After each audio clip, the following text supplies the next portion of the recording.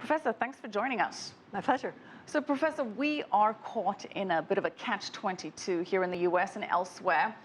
People aren't buying homes because they're spending too much of their income on rent, and they're spending too much of their income on rent because they can't afford to buy homes. So how does that dynamic get resolved?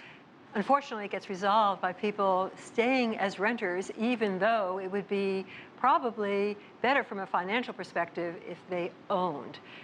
Or they may also just stay with their parents, and that we see. Well, that doesn't seem like much of a resolution then. Well, perhaps it's not a successful resolution, but it is the fact. It's the new normal for the United States as we see homeownership rates plummeting and as we see people staying at home longer.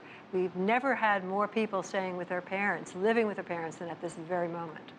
Is that so that they can increase their savings for future home purchases? Well, it will. It will have that effect, that staying with parents means that you can put more aside for a down payment. And that's, of course, the problem. The problem is getting funds for a down payment. But it also means postponing homeownership, postponing often marriage and children as well. So in which situation is it better to rent or to buy, assuming you have the funds? Assuming you have the funds and that you know that you wish to stay in a place, it makes sense to be an owner because you see, as an owner, you're hedging yourself against future rent increases. Whereas if you rent, you may never be able to catch up to those rent increases, to catch up to the house prices as both rents and house prices increase. So better to lock into homeownership when you can, and then you're protected against future rent increases, as opposed to those rent increases in housing prices preventing you from ever becoming a homeowner. Well, you seem like you would be protected, but the notion of the American dream of home buying sort of came into question after the subprime crisis and the housing collapse that we've seen. How has the idea about buying a home been impacted after the financial crisis? Millennials are still interested in becoming homeowners. In fact, the aspiration to become a homeowner has not changed. Most young adults still want, at some point, to become a homeowner. But the difficulty in becoming a homeowner has ratcheted up, and that's why we're seeing the numbers plummet in rentership increasing and ownership decreasing.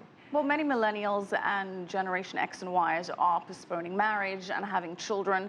So how does that all fit into the home buying picture? That's exactly what's happening. It's not just a homeowner, it's almost postponing adulthood in some ways.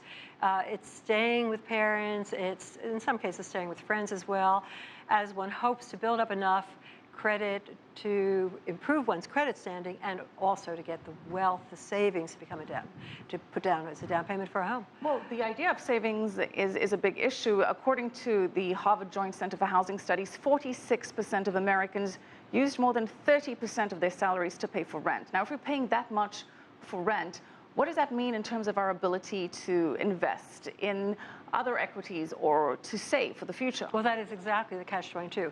That's why homeownership rates are undoubtedly going to decrease rather than increase over time. Because as rents increase, it almost becomes a discouraged saver effect, discouraged renter effects. Renters become discouraged in their attempt at saving because it seems like 5, 10 years, a long time to attempt to build up that down payment for a home. Well, this is a global phenomenon, not just here in the US. As we just mentioned, the Global Cities Business looked at how much it costs to rent in 15 cities, and the cost to rent in Beijing, top of the list, taking about 123% of people's earnings, forcing them to live with other people. And it's not just in the cities that you'd expect. Mexico City, 58% of salaries going towards rent. Here in New York, 63%. So what can be done about this? This is a global phenomenon. And the way people get around it in Beijing, for example, is it's parents, grandparents who are all pitching in to allow home ownership. But it's a serious question because if you're young and you wish to get out there and get a job, you may not be able to get a job and stay with your parents at the same time. Well, you mentioned parents, but this isn't just applicable to people that are in their 20s or even in their 30s. This is a phenomenon that's going on late 30s, early to mid 40s. So if you don't have the parental option, what happens? You are going to have to be a renter. The other possibility, you don't see this in Beijing, but you certainly see this in Mexico City, is you live in the informal market.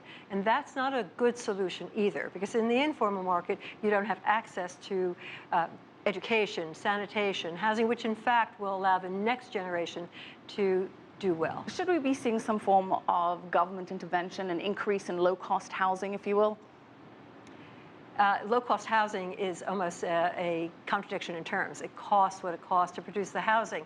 It costs private sector, government sector the same. But there ought to be ways of indeed raising funds and helping households to raise funds when they're young so that they will have a down payment. Some countries are, in fact, doing this, and we need to see more of that. All right, we're going to have to leave it there. Thank you so much. Susan Wachter, Professor of Real Estate and Finance at the University of Pennsylvania's Wharton School.